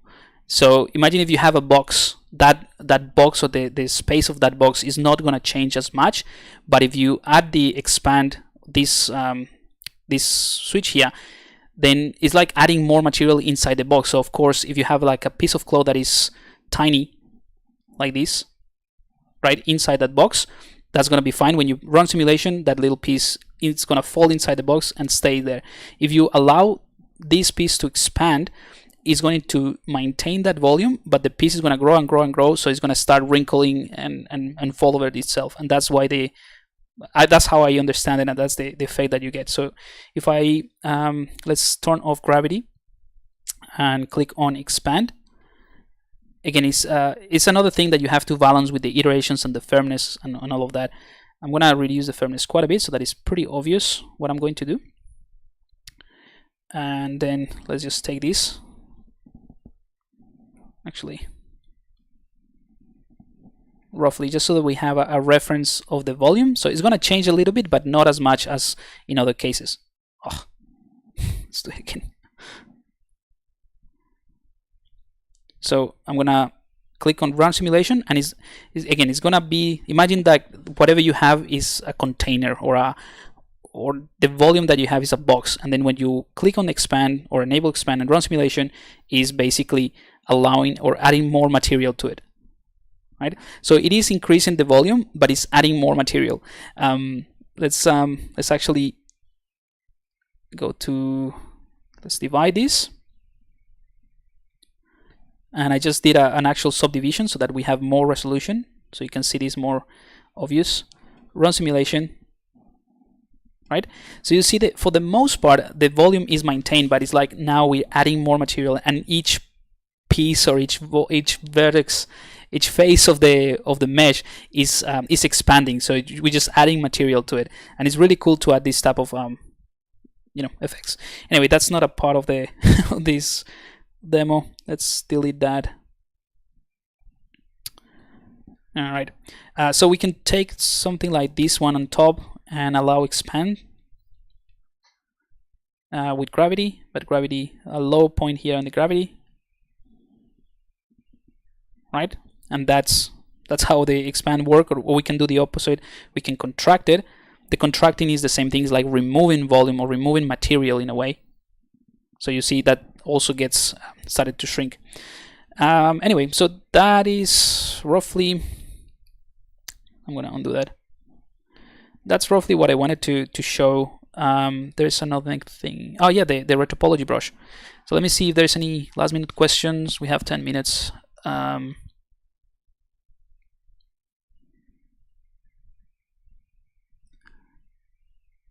The point of this point is the point. I get you get the point. I think you get the point when I talk about those things. so yeah, the point of this point is that at this point I'm going to show you another really interesting point. What is the series looks different from the default one? Oh, this is my custom UI.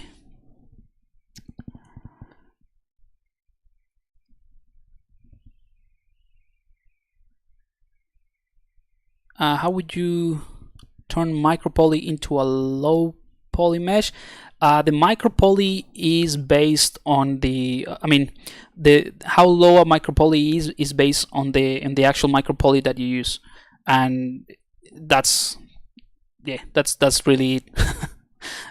You can change the size based on the subdivisions of the mesh, but yeah, there's not that I can think of a way to keep the resolution low. It's just based on that micropoly. But what you can do is, since micropoly is just applied on the mesh itself, you can just duplicate that mesh and get rid of the micropoly and then just do a bake of that, and it would work just fine. In fact, I don't know if Anna Carolina has updated her her ZBrush Central, but if you just go into ZBrush Central and you look for Anna Carolina, she actually did that. I think it was her, if I'm not mistaken. She used the micropoly and then she created that mesh and she baked a micropoly into a texture basically, and it came out really nice. So yeah, I will check that out. Anyway, so the retopology brush. So there are a few things you can do. I find them really useful. And let's say that if I want to start retopologing this guy, there's a new tool, or not a new tool, an updated tool. So if you go to the primitives H, I think it's the H one. Yeah. So again, yeah, this one here, the IMM primitives H. H stands for hollow. So everything that is in these primitives is going to have a hollow piece, or if you extrude it in, if you insert it, it's going to have an empty side in a way. So if you take this single poly, right, and this is the one that is being added, it's just a single plane, you can take that, go into symmetry, and let's say click on the center here. Oops, let's go to the main mesh, or the character, click right in the middle. So that's right in the middle, I think. And I'm gonna unmask or split unmask points. So now I have a plane that is right in the middle. And I'm gonna go ahead and click on mirror and weld. So mirror and weld is just gonna flip this and create that center line. So this is just a single plane. And just in case, I'm gonna take this and I'm gonna mirror and weld that mesh behind it so that I'm sure it is symmetrical.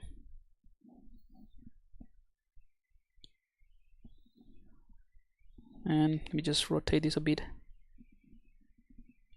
so we can start from a better point. All right, cool. So that is just a plane, and I can start working on the retopology of this thing, right? So we can go ahead and select the. I'm going to show you actually my custom brush, and it is just a C-modeler. So this one right here, the retopology brush.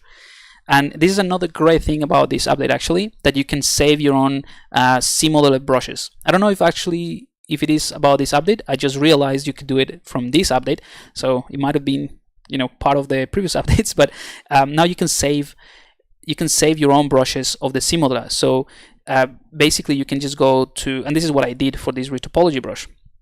So if I right-click on an edge, right, you'll see that I have saved the extrusion which is the new thing, and I saved this to be a snap to surface, and I saved this to edge and edge loop, right? And that is based on the edge.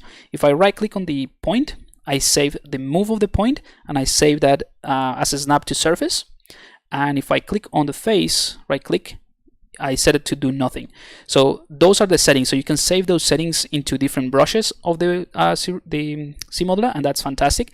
And that allows you to, you know, play around with these things. If I just go to the normal C-Modeler and I right click on the edge, the default, I think the default is insert, but remember that we did the polygroup around the scarf, so we have it as it is. But again, you can just do the same thing. You can just go to extrude and set this to free move, for example, or regular extrude, whatever it is, and then select the face, and maybe you want the face to be inset, which is another thing. You have the equidistant. This one is new, that allows you to maintain the profile of the mesh. Anyway, so you can do all of these things and say, okay, these are the settings that I want to use, and then you can save the C-Modeler. So that is exactly what I did for this brush. I saved a C-Modeler settings that I found useful for this specific process, and I saved it as a retopology brush. And I can share with this one with you guys. It's not a big deal, not a massive thing. So now I can just take these points, and as I move them, they're gonna be attached to the mesh, right? I'm gonna toggle these transparencies so that it's a bit easier to see. So I'm moving these points, and they're being, you know, they're attached to the mesh. And what is great about this process is I can take this edge and I can extrude that, and then I can keep moving those points. So everything that I'm doing is going to be, you know, along the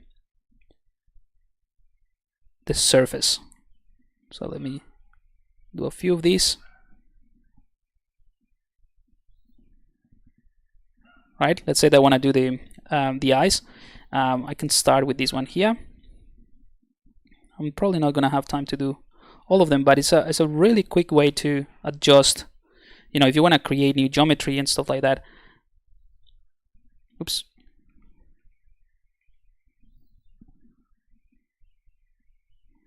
And there are a bunch of new tools that are part of this update that comes with this sort of extrusion. I'll show you in a second.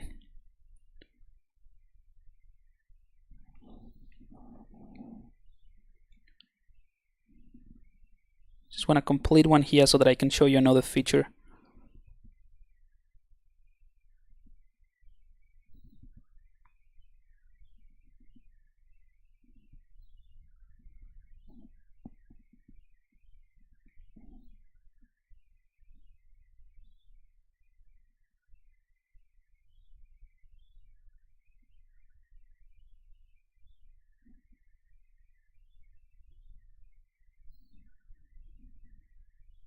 Well, this is another feature, right? If you click and drag, it will connect, or it will merge with the other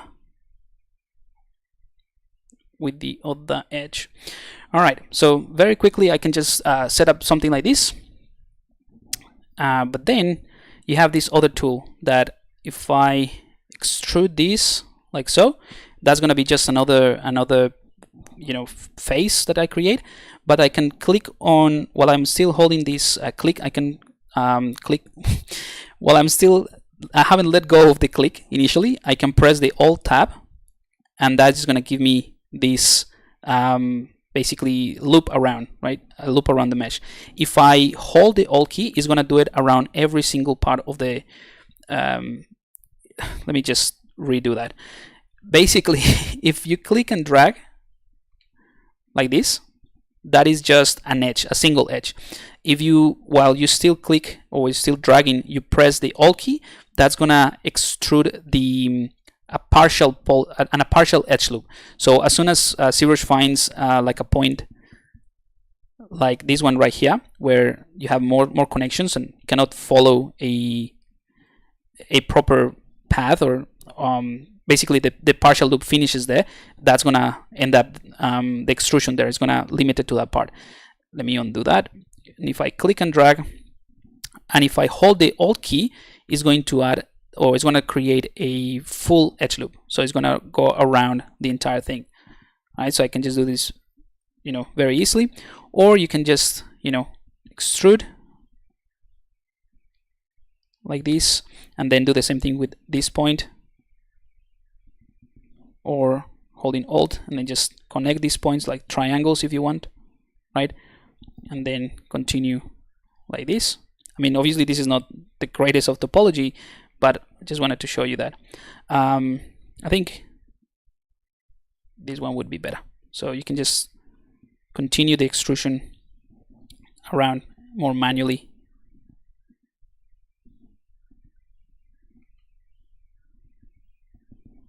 There's another couple of tools that are really good. So for example, if I start extruding, that is based on the surface of the model.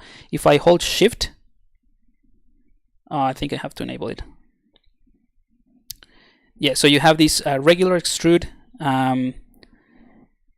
this free angle, planar angle, and perpendicular angle. So these ones are gonna change when you have the free move. So if I switch, yeah, let's do that.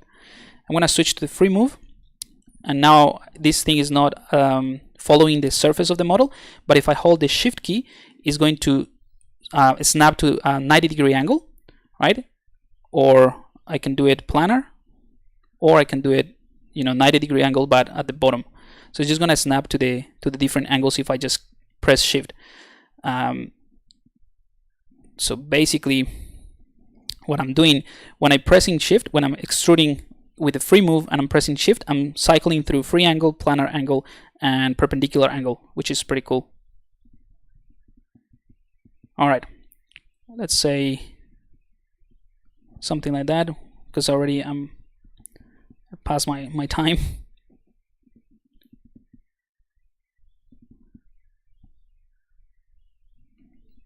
Let's just do a quick connection here.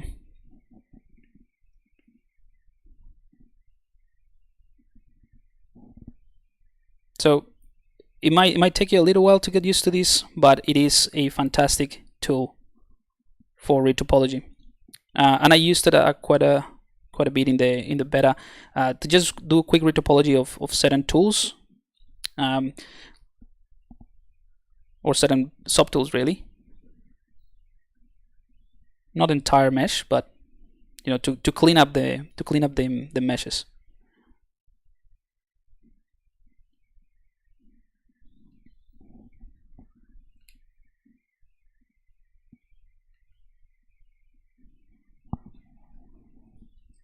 Whoops.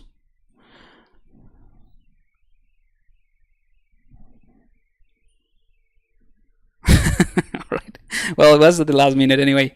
Now I'm just gonna wait. Yeah, I made a mistake. Anyways, I'm gonna leave it here, guys. Any last minute question? Retopology should be done after having completed sculpted, right? Yeah, but you know, what point you are completed the sculpt? So I would do it halfway through, maybe. If having a nicer, a cleaner topology allows me to have better details. So it's depending on the workflow, really. I'm not sure about ZBrush Summit this yet, to be honest. Do you think we can fully retopo using the retopology technique you mentioned? Yeah, absolutely, very easily. Any tips to better handle the camera for a beginner? I'm having a hard time rotating the model around. Any tips? Are you using the control key? So if you use the control key, that's probably the easiest for zooming in and out. So you can use Alt to move and pan, and then the control key and the right click to zoom in and out. That's probably the easiest tip, I think. All right, guys. So I'm gonna wait and see if this one if ZBrush can recover from this. But I'm gonna leave it here, and I will see you next week. I will definitely, if you're part of the email list, I will let you know once this guy is ready to go. Again, it's just an introductory series to cover some of the things that I mentioned today, maybe in a little bit more depth and in a more practical example to create these assets for this guy. If you're not part of the email list, you can go to either the ZBrush Guides website or to the 3D Concept Artist website, and there should be a subscribe button there, and you subscribe and then you're part of the list, and that's it. Yes, every stream gets saved. In fact, if you go to the ZBrush Guides website, and there's a menu at the top that says ZBrush Lives, and it has all my previous streams here with Pixologic. Alright guys, so I'm gonna leave it here and I'll speak to you next week. Have a good rest of your week, guys.